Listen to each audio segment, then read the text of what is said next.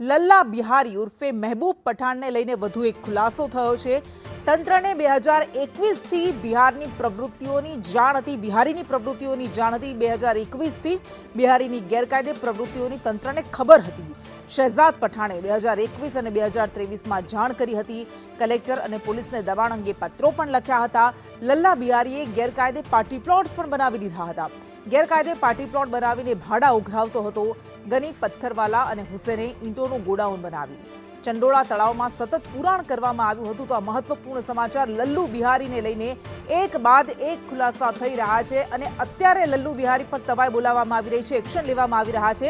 પરંતુ તંત્રને લલ્લુ બિહારીની ગેરકાયદે પ્રવૃત્તિઓની જાણ તો પહેલેથી જ હતી। 2021થી લલ્લુ બિહારીની પ્રવૃત્તિઓ અંગે તંત્ર જાણતું હતું અને હાલના વિપક્ષ નેતા શહેજાદ ખાન પઠાણે વર્ષ 2021 અને 2023માં કલેક્ટરને, પોલીસને ચંડોળા તળાવમાં દબાણો અંગે પત્ર લખીને જાણ કરી હતી। તો શા માટે ત્યારે કોઈ કાર્યવાહી કરવામાં ન આવી, એવા પણ સવાલ ઉઠી રહ્યા છે। વધુ વિગત સાથે સંવાદદાતા કશ્યપ જોશી આપણી સાથે જોડાઈ ગયા છે। કશ્યપ, લલ્લુ બિહારી કે જેને લઈને અત્યારે હવે એક્શન લેવામાં આવી રહ્યા છે, પણ તંત્રને તો 2021થી બિહારીની પ્રવૃત્તિઓની જાણ હતી, તો અત્યારે કેમ જાગ્યું?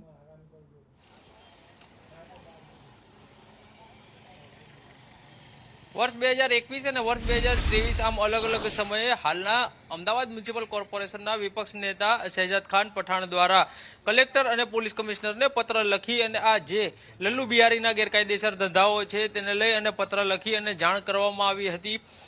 આ તમામ તેની જે કાયદેસર પ્રવૃત્તિ છે તેને રોકવા માટે થઈને સાથે જ તેના દ્વારા જે અહીં ગેરકાયદેસર રીતે તળાવમાં દબાણ કરવામાં આવતું હતું તેને લઈ અને પત્ર લખી અને જાણ કરવામાં આવી હતી, પરંતુ ત્યારે કોઈ કામગીરી કરવામાં આવી ન હતી અને હવે રહીને આ પોલીસ જાગી છે અને આ ડિમોલેશનની કામગીરી જે છે તે કરવામાં આવી રહી છે। સામ્રાજ્ય લલ્લુ બિહારીનું ફેલાઈ ગયું, ત્યારબાદ હવે અમદાવાદ મ્યુનિસિપલ કોર્પોરેશન હોય કે પછી પોલીસ હોય તે જાગ્યા છે અને તેના દ્વારા હવે આ કામગીરી છે તે કરવામાં આવી રહી છે। નહીં માત્ર હવે લલ્લુ બિહારી પરંતુ શહેજાદ ખાનના પત્રથી એ વાતનો પણ ખુલાસો થયો છે કે તેની સિવાય આવા અનેક અસામાજિક તત્વો છે જેના દ્વારા અહીં ગેરકાયદેસર પ્રવૃત્તિઓ આચરવામાં આવતી હતી, દબાણો કરવામાં આવતા હતા, ઈંટના ભઠ્ઠા અહીં ચલાવવામાં આવતા હતા અને ગોડાઉનો પણ અહીં બનાવવામાં આવ્યા હતા।